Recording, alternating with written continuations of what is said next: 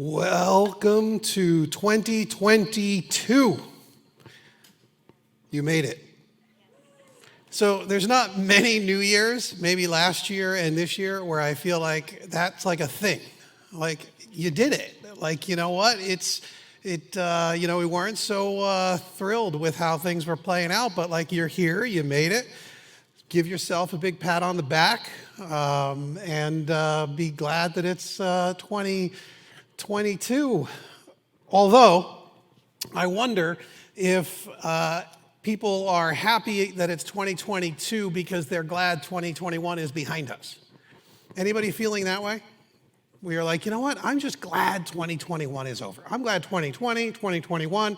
I'm just sort of glad we're here now because it's just new and it's different. But for many people, I'm wondering if there could also be a sense of anxiety about what's coming. I mean, is there anyone here who's saying like, it's 2022? Like now, what's in store for me? Like what's going to be happening this year? If you think back over the last couple of years, I never would have imagined it. And now, maybe there's a little sense of anxiety sort of creeping. How about this? Is anyone just tired? Is there anyone here that's just feeling like, I'm a little just tired? Not like nap tired, although that's probably true too. Like maybe today that's exactly what you need. You need to go home. You need to take a nap. Those of you online, you're like, I'm already napping. But like, there's some that I think are just saying, I'm tired. I'm worn out. It's just been a long run. Others, I think maybe you're saying, all right, I got a little break over the holidays, but I'm kind of waiting for the crazy to kick back in. Anybody feeling that way? Because I think for some of us, we're like, you know what, we got a little bit of a break, maybe had some time off, but it's all going to start up again soon enough. This is an odd time. We're looking at this new year kind of a thing, and what is often a time of sort of celebration and resolutions and plans for the upcoming year, it feels like a lot of those things are sort of on hold for a whole lot of folks, a whole lot of families. Personally, I've told you guys this, some of you, over the last couple of years, my own circumstances have been such that I'm feeling somewhat just tired, just kind of worn out. And I've been doing a lot of soul searching, a lot of thinking about it, and I realized that the way that I sort of operate is when a crisis hits, I'm usually pretty good in a crisis. And I know a lot of you handle crises well, right? You kind of like rise up to the task, you handle things, you get things done. And then some of us sort of recover after the crisis, right? We make it through the crisis, and then like after it, when everything is settled down, when we're like, all right, we made it, that's when I sort of need a couple of days to unwind and shut down and kind of regroup and sort of like restore my emotional reserves and all of that kind of thing. The thing is, we haven't really had that opportunity. And so one crisis led to another crisis, folded into another crisis, unmasked another crisis. And so if you're feeling that, and you're the kind of a person who sort of handles crises, and then, now you just need the recovery period never came. And so what I noticed in my own soul over the last year or two is that what used to sort of bend and then bounce back hasn't quite bounced back. Something sort of bent in the soul and sort of stayed bent.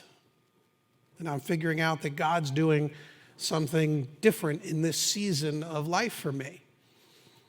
And it's been important for me to sort of wrestle through what that means to me and to my journey with God. And I think for many folks, you're experiencing different sorts of things like this in different areas of life. It could be in your work situation. It could just be your own fears about what's going on in general in the world or in our country, illnesses. It could be any sort of, family drama or political issues going on that you're feeling like, man, it's just, we're not catching a break. And because of that, relationships are getting frayed, and maybe you're getting a sense that something internally is just a little out of whack. I'm not even sure what it is, but in quiet moments, there's something out of whack. Maybe your walk with God just seems a little bit stale. Maybe that's kind of where you're at now. And you're wondering, what does that mean for me in the new year? And there's this great promise that is, I keep coming back to over the last couple of years. It's found in Matthew 11. Jesus is speaking, and he says, "Come to me, all you who are weary and burdened."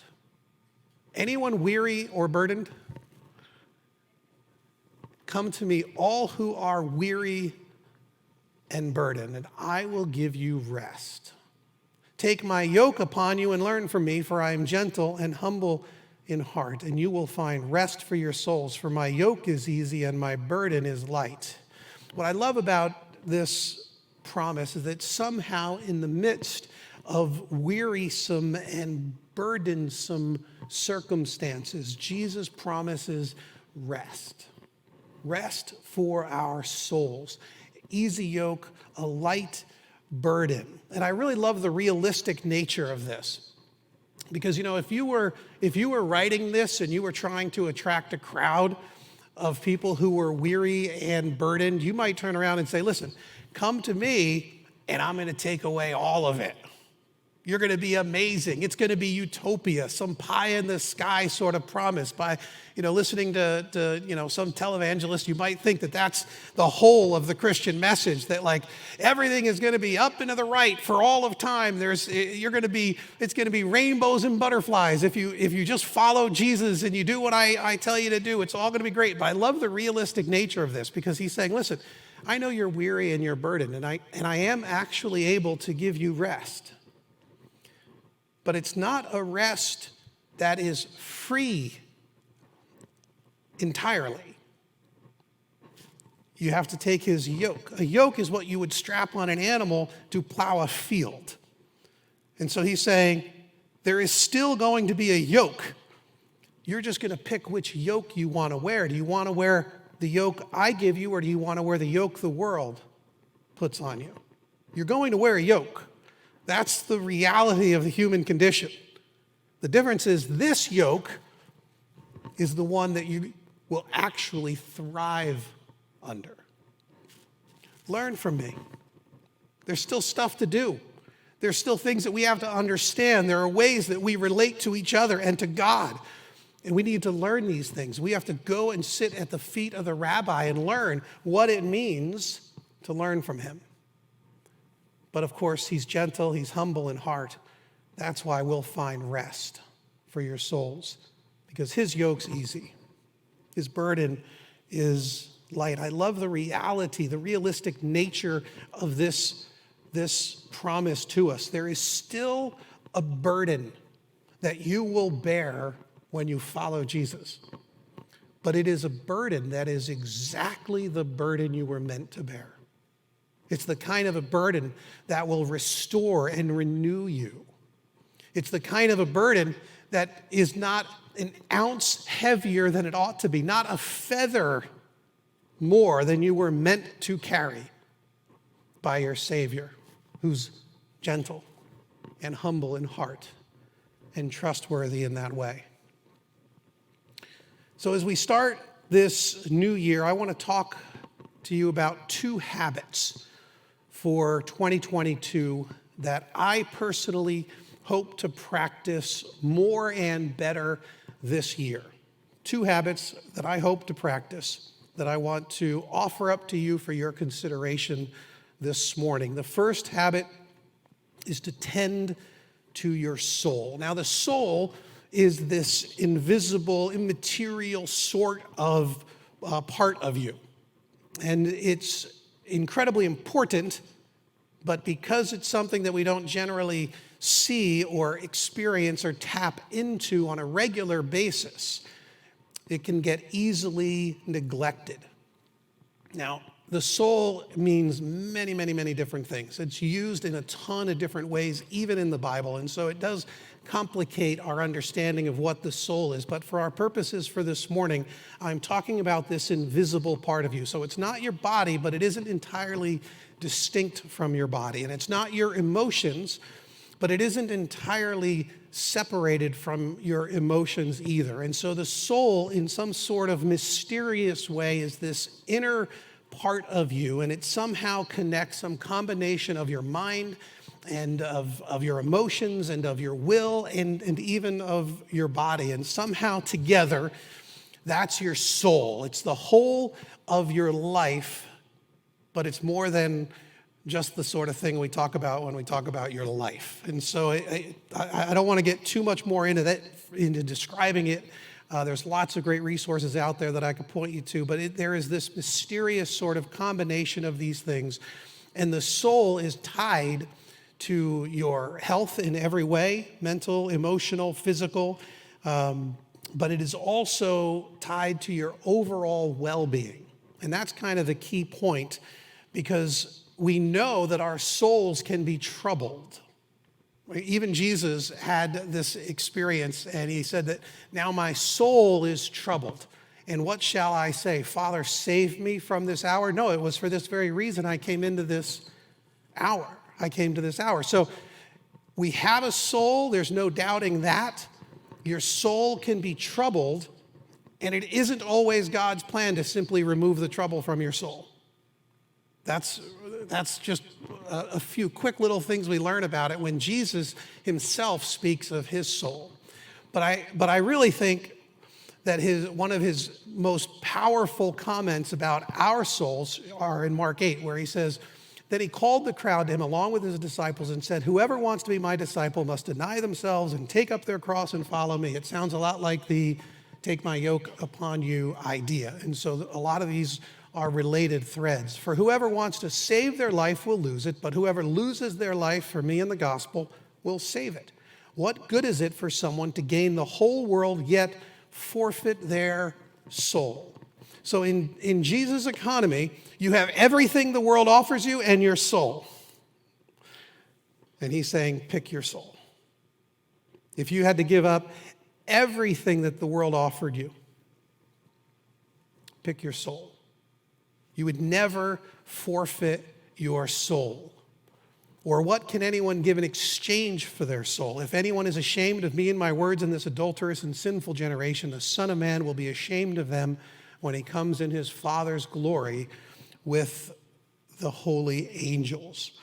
And so he is encouraging us that we have got to pay attention to, tend to our inner lives, our soul. There is a parable that John Ortberg, one of my writers that I go to time and again to be shepherded and to learn, I want to read it to you. It's a little parable about the soul.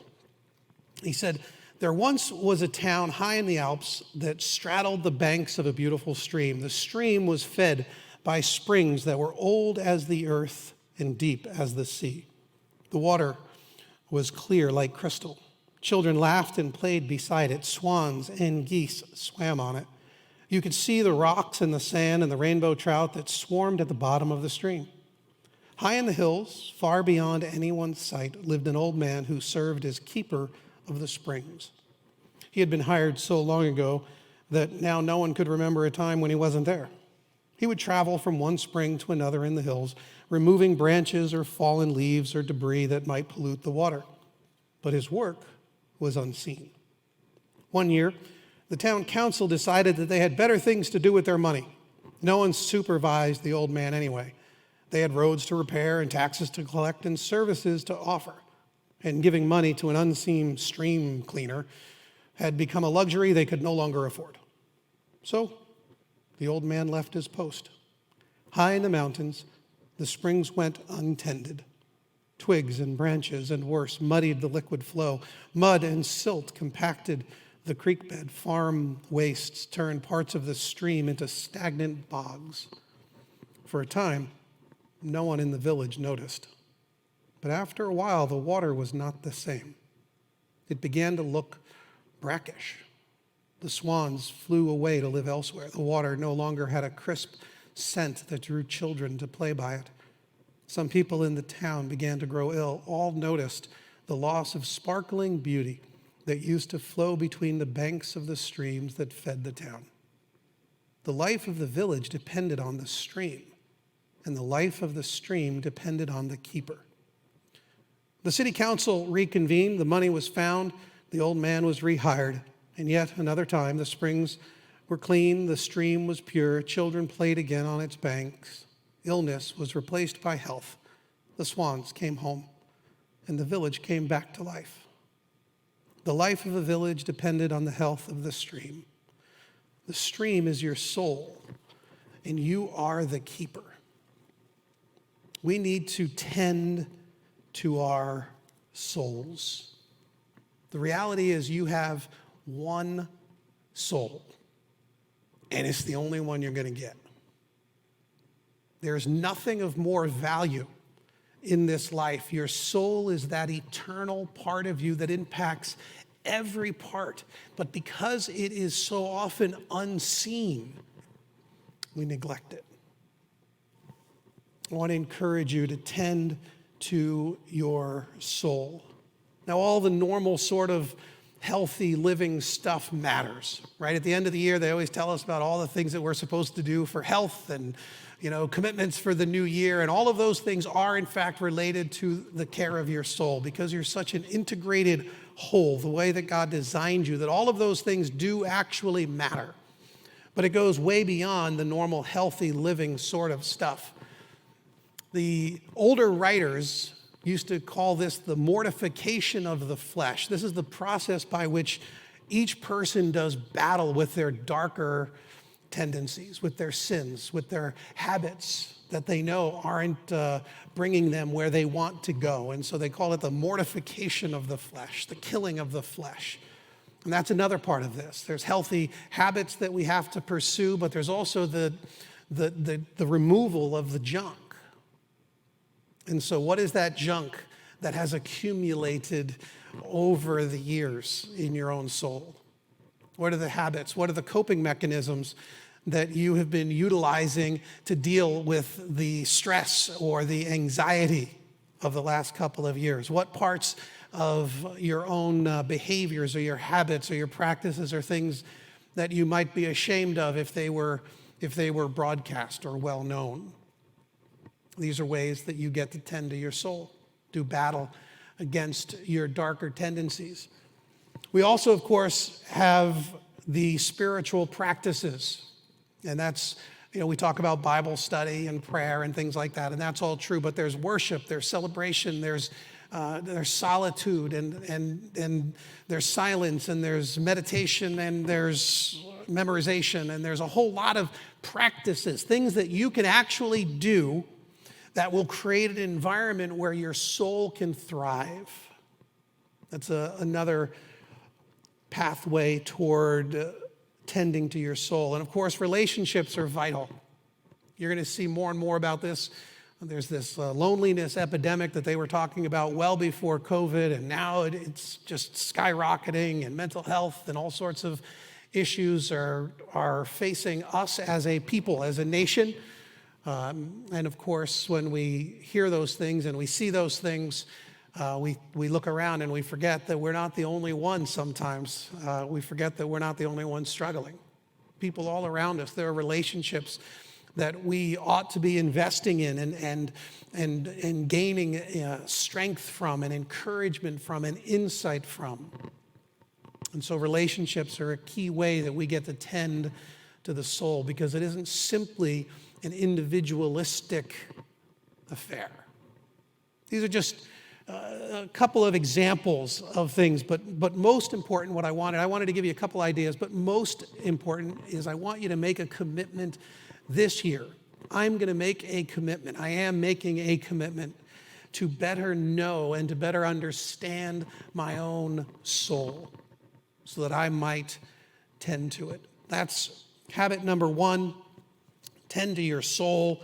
It is your responsibility, and it is your responsibility alone to tend to your soul. All right, habit number two. Delight in slowing down. Habit number 2, delight in slowing down. So different cultures idolize different things at different historical moments. And it seems to me that there is a modern reality that is destroying souls more than perhaps any other idolatry that we are currently facing as a culture. It's at least in the top 2 or 3. And this is the problem of busyness. It's the problem of busyness. And when I talk about busyness, it's not just in schedule. It's the whole of it. It's every aspect of our lives where we lack margin, where we keep pushing and pressing and looking for progress and trying to get just a little bit more. It's all of the things that keep us running from place to place to place. And how quickly we see busyness will start to squeeze out everything else that's required for our own soul care. There's a parable that's super familiar, and I think it comments on this a little bit for us. It's Mark 4. Listen, a farmer went out to sow his seed, and as he was scattering the seed, some fell along the path. Birds came and ate it up. Some fell on rocky places where it did not have much soil. It sprang up quickly because the soil was shallow. But when the sun came up, the plants were scorched, and they withered because they had no root. Other seed fell among the thorns, which grew up and choked the plants so that they did not bear grain. Still other seed fell on good soil. It came up, grew and produced a crop, some multiplying 30, some 60, some 100 times. Then his disciples go and they ask him, hey, can you explain that parable to us? And Jesus is just a little bit frustrated, I think. He's like, then Jesus said to them, don't you understand this parable? How then will you understand any parable? Thank you. Very encouraging. And so now he's going to go and explain the parable, which is awesome because he doesn't always do this for us. And so this one we're like, all right, now he explained it. We kind of get it a lot more than maybe we would have had he not. The farmer sows the word. Some people are like the seed along the path where the word is sown. As soon as they hear it, Satan comes and takes away the word that was sown in them. This I see. This still happens. It's not as prevalent, but this does happen. People hear the word, they get encouraged, but quickly they're just like, you know what? There's no real progress here. There's no real response to it. Something happens, it's taken away from them, and no progress is made. That happens, comes, goes. People fall away on the wayside pretty quickly in that situation. Others, like seeds sown on rocky places, hear the word and at once receive it with joy. But since they have no root, they last only a short time. When trouble or persecution comes because of the word, they quickly fall away. This also we see, for sure. The thing is, in America, there's not a huge amount of persecution for our faith. There's some, of course, and if you come from a different religious background, there's probably a lot more. And so you've experienced this a little bit more acutely. Maybe if you've had kind of a really energetic beginning to your Christian faith, maybe you'll have a few family members being kind of like, oh, he's a Jesus freak now, he's going through his Jesus phase or whatever it is. And so there might be a little bit of pressure, a little bit of persecution in that way. But generally speaking, American Christians don't get a whole lot of this. It's always out there for sure, but it isn't, I don't know that it's our dominant experience from my conversations with you guys. The next, though, still others, like seeds sown among the thorns, hear the word, but the worries of this life, the deceitfulness of wealth, the desires for other things come in and choke the word, making it unfruitful. This, to me, feels way more like what most of us experience in this day.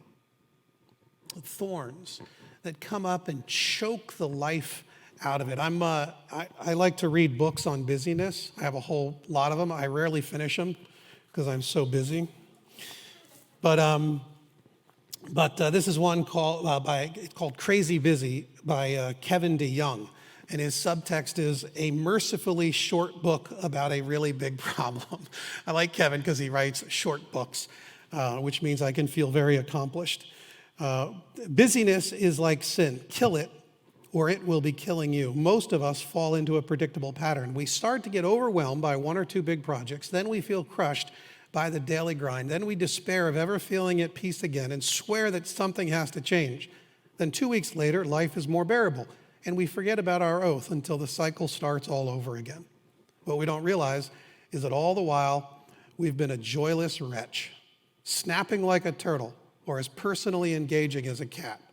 When busyness goes after joy, it goes after everyone's joy. He talks about this parable and some other insights that he has. He says that Jesus says that the work of the word is swallowed up by the desire for other things. And I love the way he explains this idea. He says, it's not that possessions themselves are to blame. So notice he's taking busyness and he's talking about this in a way that extends way beyond simply how many things you have on your calendar to do. It's not that possessions themselves are to blame. The problem is with everything we do to take care of them and everything we do to get more of them.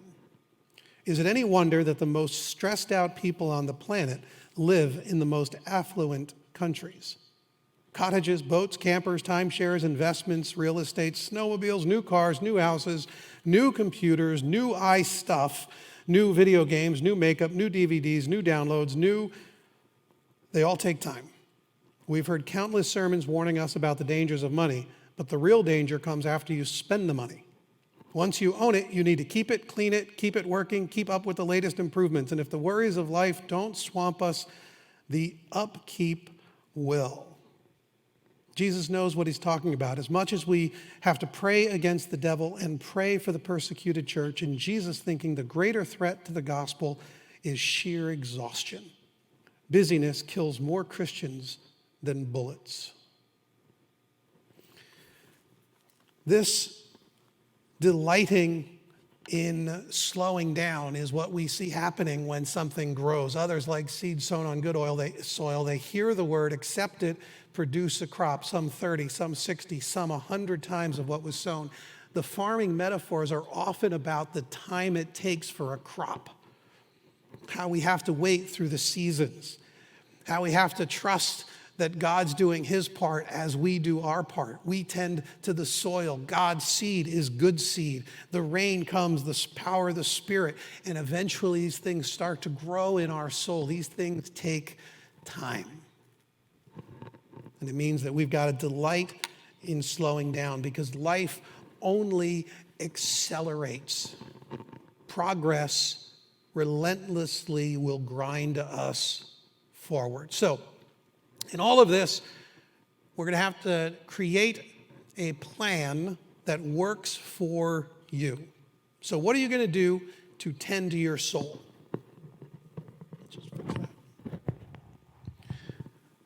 What are you going to do to tend to your soul? For me personally, I have developed a short little list of daily activities that cover a few different areas of my life. So there are some things that I'm noticing, some habits I fell into or out of. And I said, you know what, I need to get back to some of those things. And so I've created a short little list. Each of these items on the list takes only a few minutes. And so none of them are crazy as far as time commitments. You could probably swap it out for just one Facebook session or half of a sitcom or something like that. And so for me personally, I go through this checklist and I'm going to use them to monitor how it is that I'm doing on a few of the commitments that I'm making to myself to help tend to my soul. And I look at these things and I go, if I were to do these items, these 8 or 10 different items in a given day, I would end the day feeling like I had actually tended to my soul in some very concrete ways. I would have created some space.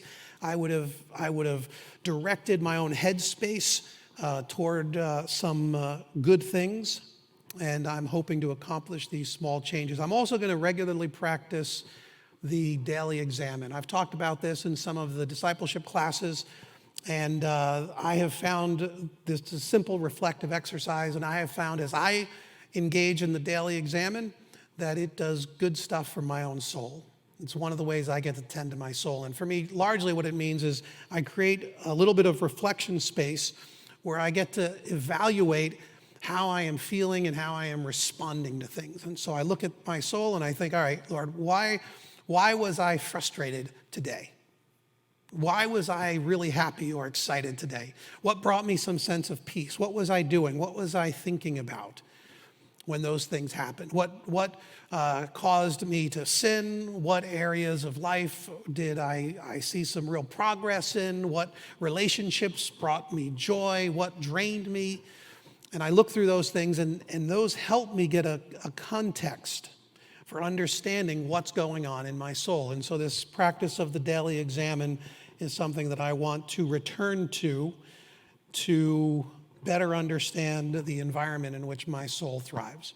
That's just a few examples. For me, how is it that I want to delight in slowing down? This one's harder for me because I don't delight in slowing down. I'm actually addicted to activity and achievement. And so for me, more is always better. And I've started doing battle with my own self here on this front over the last year or two. And so for me, it starts with working on questions related to my identity. So who am I in Christ? What does it mean to be in Christ rather than do for Christ? If I'm not achieving for Christ or for the kingdom, what does that actually mean to me? What does it mean about Jesus and his love for me? Why is it that I've come to believe that what I accomplish for Jesus is directly related to how he loves or has concern for me? Why is it that I've crossed these wires in my own soul? And so for me, that's one of the kind of the theological underpinnings that I need to work on in an increasing way. I also need to embrace this promise that if I'm weary and heavy burdened, that I'm actually not doing what Jesus has me to doing. Somehow, that I can use that promise of the scriptures, that if I really am weary and heavy laden, if I'm really heavy burdened, then clearly I'm actually doing stuff that Jesus hasn't called me to do, because he said his burden is light.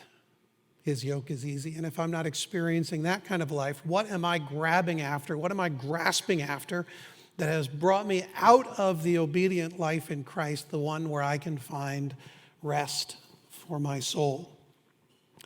I also think for me, I need to do a little bit of more fasting from technology and even from my to-do list.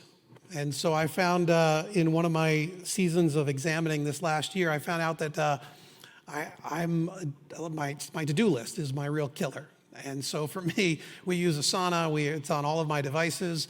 And what happens is I can't stop picking up my phone and looking at it. And so how some people have told me they are with social media, like they're just constantly on and they're constantly looking, and that might be an area where you need to do some battle. For me, it's my to-do list. It's so bad that there was a day where it was like a Thursday night. It was like 6:30 at night. I was leaving here for the day, and I had been working real hard. It was a great day, very productive, and I decided I would go through my to-do list and set it up for the next morning, so that I knew I had nothing to do from the moment I left until the next morning when I woke up. I didn't have to look at it once. So I set it all up. I moved everything off to the next day. I scheduled everything how it was supposed to be scheduled, used all of my best practices. I leave my office here.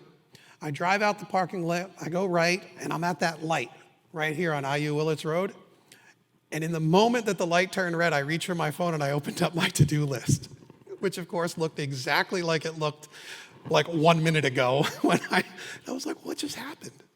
Why would I do this? What sort of mechanism in my brain and in my soul is so twisted that I literally know what it says. I just did it a minute ago, and I went, there's going to have to be some sort of fasting to break these habits of body and mind. Getting back to my Sabbath plans and things like that, looking to spend some extended periods in solitude and silence over 2022. These are all on the docket for me. Now, of course, the point isn't for me to tell you what I'm going to do so that you do what I'm going to do. That isn't the point. You're responsible to tend to your soul. You are going to figure out ways to delight in slowing down. If you decide to incorporate these habits, you have to find the habits that work for you that create an environment in which your soul will thrive despite your circumstances. You are the keeper of your soul.